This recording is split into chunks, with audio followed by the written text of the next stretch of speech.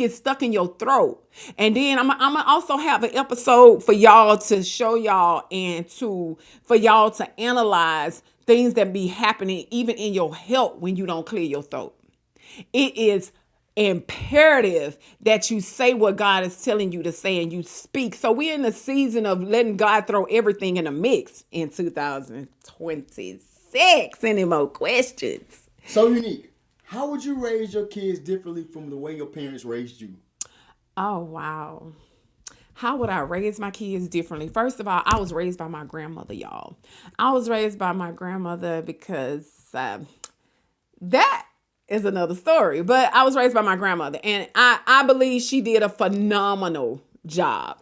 But if you saying what would I change or how would it be different, a lot of things wasn't discussed in my home spiritually.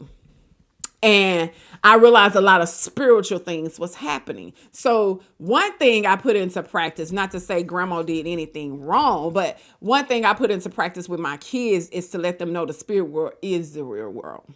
To let them know how to pull on those gifts that they have on the inside of them that God is allowing them to use. Pull on their intuition to understand things are not just happening, to understand that gut feeling. Everybody want to call it a gut feeling when it's really God speaking from your gut, because the stomach is the first brain. Actually, it's the first brain, because whatever you feed it goes up here. I'm telling y'all, God allowed us to come alive in 2025. Now he throwing everything in the mix in 2026. And I just wanted to just really take out that time and say, let me clear my throat, because it's some things that I do different with raising my kids than my mother and my father or my grandmother, because that's who I was raised by did. And I first of all chose to be present. Yeah, I chose to be present. That wasn't easy, and I wouldn't sit and make it seem like, oh, I had it all together, because it wasn't easy. I got 5 kids, y'all.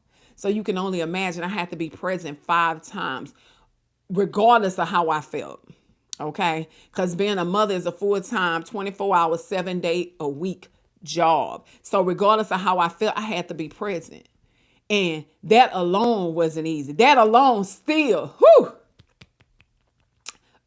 chokes me, and something that I have to get out and I have to share. So I even share things about how I had encounters with my firstborn versus my secondborn